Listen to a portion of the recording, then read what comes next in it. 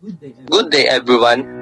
We are here to present Kant in real life, applying the categorical imperative, a project by criminology students under GA8 Ethics. This report explores the application of Immanuel Kant's moral philosophy, particularly the categorical imperative, to ethical dilemmas commonly encountered by criminology students. The purpose is to deepen understanding of Kantian ethics and how these principles can guide moral reasoning in challenging real-world situations. Our goal is to apply Immanuel Kant's ethical principles to a real-world dilemma. We'll explore not just the rules, but what it means to act morally, especially when the right choice feels hard. Before we dive in, here are our objectives. First, to understand Kant's categorical imperative and its three core formulation. Second, to apply Kantian ethics to a real-life ethical dilemma. Third, enhance skill in ethical reasoning, collaboration, and communication. And finally, to present our findings creatively and thoughtfully. So, what is the categorical imperative? The categorical imperative is a central concept in Kant's deontological moral philosophy. It refers to a moral law that must be followed at all times by everyone, regardless of personal interest or consequences. Unlike hypothetical imperatives, which depend on desires, categorical imperatives are absolute and unconditional. According to Kant, it's a universal moral law, a rule you must follow no matter your personal desires of the consequences. It's not about what benefits you. It's about what's morally right. For example, don't lie. Not because you'll get caught, but because lying is wrong.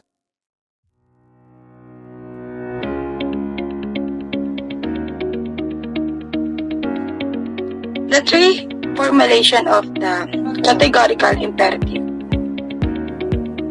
Kant give us three ways to test whether an action is moral. First is universality principle. Question: can your action be applied as a universal rule for everyone? Example: if everyone lie, trust will disappear, therefore lying cannot be universalized. What if everyone did this if it creates a contradiction of or chaos? It's wrong. Second, respect for person principle. Treat others always as ends in themselves, never merely as means. Implication: each person has dignity and must not be manipulated for other goals. Treat people as ends, not tools. Respect their dignity and rights. And third, autonomy. Principle: act according to moral law. You could reasonably impose on yourself, meaning rational beings are capable of self-governance through moral reasoning. Act as though you are a moral lawmaker. Be guided by reason and self-imposed duty, not peer pressure or fear. The ethical dilemma. Let's bring this into the real world. Scenario. Example. A criminology student is asked by police about a friend suspected of a crime. The student knows the friend is innocent but fears the friend could be harmed if their location is revealed. Question: should the student lie to protect their friend? Imagine, you're a criminology student. The police ask you about friend accused of a crime. You know they're innocent, but if you tell the truth, they might be in danger. Question. Should you lie to protect your friend?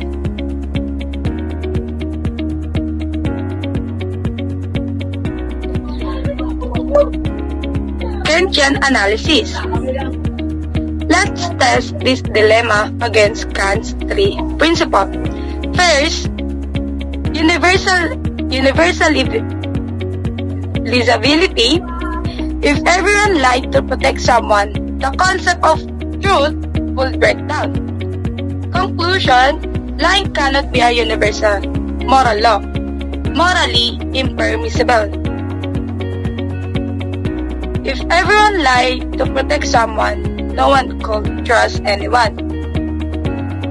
Truth will be meaningless. Second, respect for person. Lying to police manipulates them and denies them the truth. It treats them as tools rather than moral agents. Conclusion, lying violation human dignity, morally wrong. Autonomy, lying robs others of the ability to make informed moral decisions. It imposes your will over others' moral freedom. Conclusion, lying undermines autonomy, ethically unacceptable.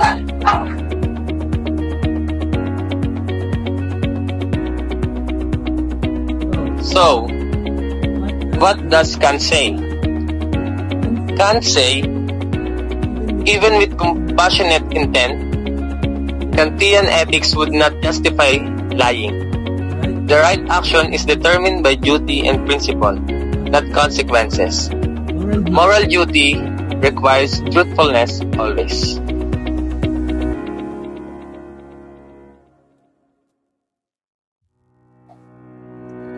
Devil's advocate perspective.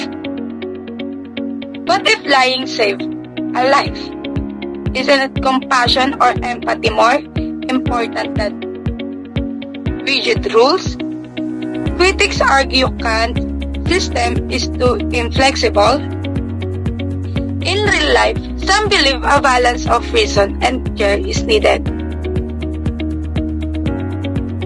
What if lying saved a life? Shouldn't that be more important than rigid rules? Many critics say Kant ethics are too extreme.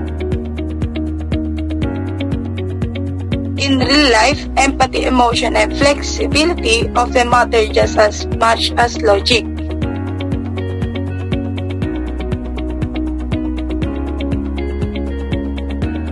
To make this more engaging, we dramatize our case in the interrogation room.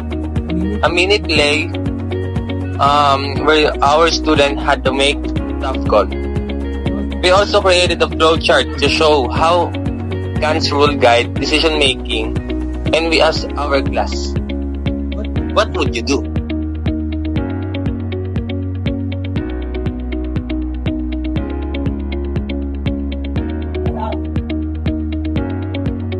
Application in criminology. Criminology students often face morally complex decisions under pressure. Kantian ethics offers a consistent framework based on duty and principle. Adhering to moral law promotes trust, integrity, and justice in professional conduct. Scenario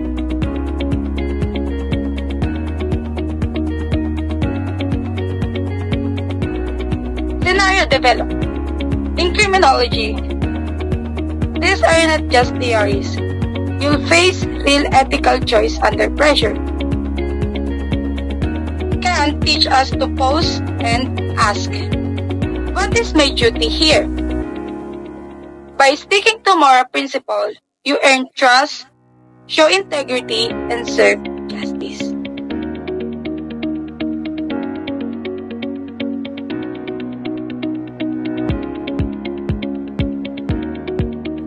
Let's sum it up. Kantian ethics.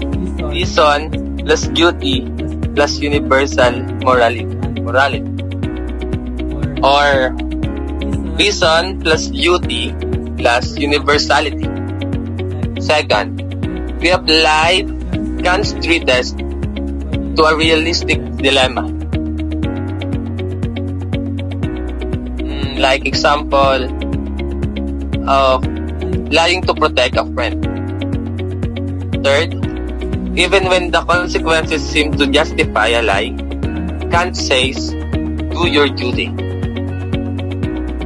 And lastly, would you follow Kant's view or lean toward compassion and consequences?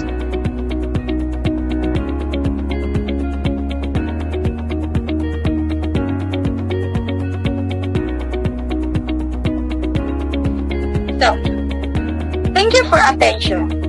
This was presented by Mark Jerome de la Serna and me, Zaira Melgastar. We now welcome any question or comments. Remember, ethics is doing the right thing even when it's hard.